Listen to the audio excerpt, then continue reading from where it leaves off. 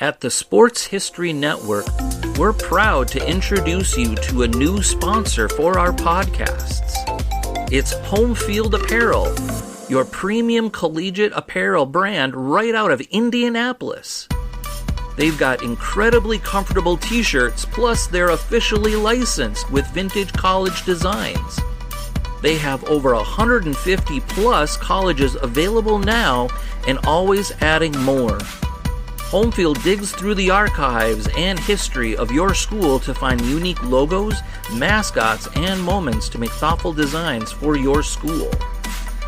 When you shop today, new customers can get a 15% discount off their first purchase using the promo code SPORTSHISTORY at checkout. You can learn more at homefieldapparel.com. Now it's time to take a sports break, a look at sports history on a daily basis. Hello, my friends of sports history. This is Darren Hayes of the Sports Jersey Dispatch podcast. Welcome once again to the Pig Pen, your place for all things great in sports history, including the athletes and the events and great athletic progress that they made on the date of September 17th for this sports break. But before we get to that, let's make sure you know how to follow the Pig Pen on Twitter so you know everything that's going down each and every day on that great social media platform. We are at pigskindispatch.com, or just do a search on Pigpen Sports, and they'll both come up. It's a great way to stay in touch with what's going on from the Pigpen and all of our friends. Now let's talk about those great uniform numbers that we're going to talk about for this September 17th sports break, and we have quite a few of them here. Numbers 15, 6, 42, 14, 40, 7, 10, and 5, 34, 16, 44, and number 16, 13, and number 25. It all starts September 17th, 1906, and playing as a man named Sullivan on the scorecard, Columbia University junior Eddie Collins debuted in the major leagues with the Philadelphia A's. Now, that was pretty common back in that era in all of professional sports for amateurs to keep their amateur status by using a false name, but also getting paid to play the games that they loved by using a different name and going and playing as an older person to collect that, and then going back to their college playing as their regular name. So that's the way they kept their amateur status. The AAU and other governing bodies soon caught on to that, and it was looked down upon, and a lot of slaps on the wrists and disqualifications and things like that. But Eddie Collins must have got away with it on that day, at least for a little bit. Now, September 17th, 1912, center fielder Casey Stengel, he ended up breaking into Major League Baseball with the Brooklyn franchise, and he had 4 singles in a game played on this date, 1912. September 17th, 1917, Pittsburgh baseball legend Honus Wagner retired at the ripe old age of 43 years old, and the Pirates in turn retired his number 33 manager's jersey in 1956. Remember, they didn't start wearing uniforms until 1929 and beyond. Some teams in 1929, everybody in the 1930s. So this is a little bit before when he played, is before the numbers. So they used his manager's number of 33, which was retired in 1956. The Flying Dutchman had won 8 National League batting crowns, second only to Ty Cobb's 12 titles at the time, during a 17-year stretch in which he batted over 300 in each season. Quite a ball player, Honus Wagner. September 17th, 1920, the National Football League is born in Canton, Ohio. 12 teams, 12 franchises, should we say, paid $100 each to join the American Professional Football Association, the APFA, and it was renamed the NFL a couple years later in 1922. Now, this is the famous, Ralph Hayes Hupmobile showroom that we've talked quite a bit about on Pigskin Dispatch and some bunch of podcasts on there as well. This is 101 years ago, 102 years running now for the NFL. September 17th, 1928, Boston Braves pitcher Ray Boggs hits 3 batters in 1 inning during his 4th and final Major League appearance. It was a 15-5 loss to the Chicago Cubs, and nobody really wanted him on the mound, not the team he was pitching for or the team he was pitching against, taking some beans in the batter's box. September 17, 1931, Boston Red Sox Earl Webb, number 15, set a record with 65 2 basers, en route to 67 total doubles on the season. Quite an accomplishment there with those extra base hits. September 17, 1941, St. Louis Cardinals Stan Musial, number 6 on his back, made his Major League debut going 2 for 4 in just a tremendous start to a great Major League Baseball career. And September 17, 1947, Jackie Robinson, wearing that number 42 that he made so famous, was named Rookie of the Year by the Sporting News magazine. September 17, 1953, Ernie Banks, number 14, became the Chicago Cubs organization's first black player. It's great to have those two names put together in sequential order here. Jackie Robinson, Ernie Banks, two of the great trailblazers for race and getting into Major League Baseball and all sports. Opened up some great doors. September 17, 1955, future Major League Baseball Hall of Fame Baltimore Orioles number 40, Brooks Robinson, goes 2 for 4 in his very first game in the majors. September 17, 1956, the New York Yankees clinched the organization's 22nd pennant off of number 7, Mickey Mantle's 50th home run of that year. September 17, 1961, the Minnesota Football Organization's Fran Tarkenton, number 10, played his first NFL game against the Chicago Bears, coming off the bench to lead the Vikings to a 37-13 victory, starting that legendary career, also becoming the only quarterback to throw 4 touchdown passes in his first career game. That's quite a feat there to have coming off the bench, throw 4 TDs in a partial game against a very good Chicago Bears defense, normally and traditionally. A big rivalry game.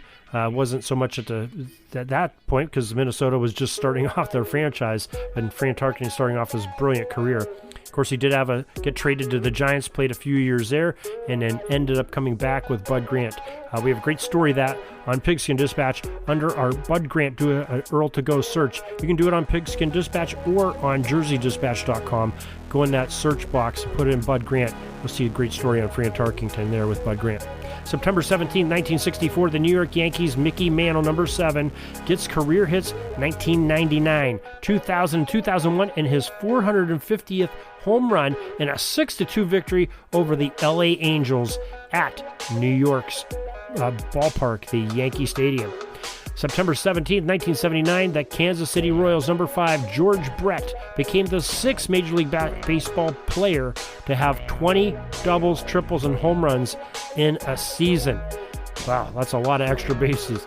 September 17, 1981, Fernando Valenzuela, number 34 of the LA Dodgers, set a National League rookie record with his 8th shutout of the season. Remember that magical season of Fernando Valenzuela with the Dodgers in 1981. Brilliant pitching performance.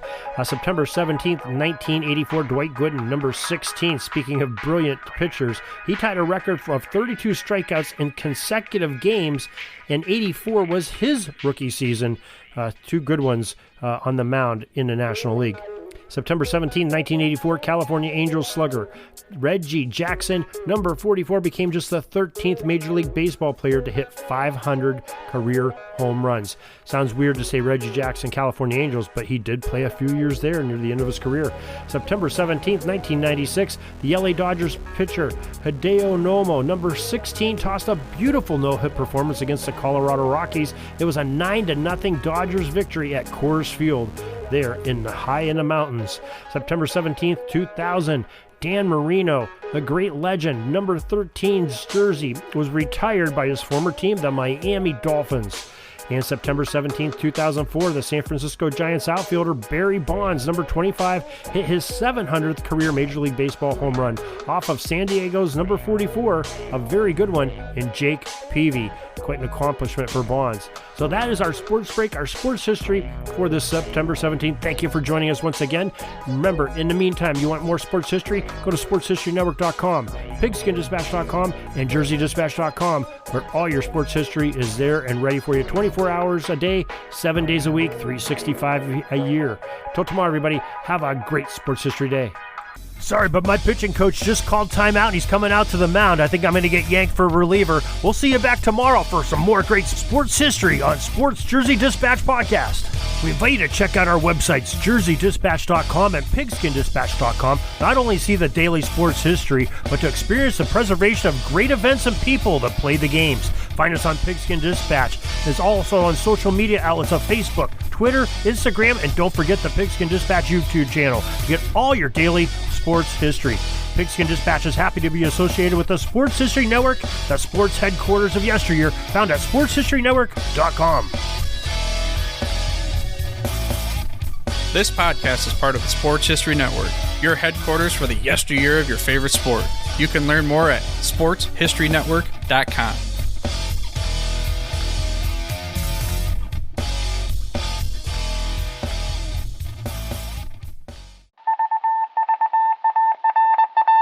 It was just another ordinary day in the offices of the Pittsburgh Guardian newspaper circa 1924. But for Marla Delft, assistant editor, everything was about to change. For she was about to discover the awesome attractiveness of Row 1 brand retro sports paraphernalia items thanks to Orville Mulligan, sports writer. And there it is. Wow, Orville, that's really the bee's knees. Isn't it just? A poster-sized replica of the actual 1909 World Series program cover. I can see that. But where did you get it? And where'd you get it framed? I ordered it from the Row 1 website, where over 6,000 items of sports memorabilia from the 1880s to the 1990s are available for reproduction, in multiple sizes and in several different materials, with over a dozen styles of frame to choose from for prints like this. Well, I'm sure Mr. Delft would love to put up more of these in the office. But I'm equally as sure they're beyond this newspaper's budget. Not at all, my dear Marla. See for yourself. Go to sportshistorynetwork.com/row1. sportshistorynetwork.com/row1. Oh my, these are good prices. Oh, and look at this stuff. Oklahoma-Nebraska football, college basketball art, Michael Jordan items. And so retro it was that sports Marla Delft advertisement discovered the placards. splendiferous magic of Row 1 sports memorabilia, arts, and prints. You can too by visiting sportshistorynetwork.com/row1. That's ROW1 today for access to the full Row 1 catalog of gallery prints and gifts like t-shirts, long-sleeve shirts, telephone cases, coffee mugs, blankets, pillows, towels, and even shower curtains. Act today for 15% discount off all prints with coupon code SHN15 and 20% off all other items with coupon code SHN20 at checkout. And keep your dial locked to the Sports History Network for the exciting chronicles of the 1920 sports world in Orville Mulligan, sports writer. Coming soon.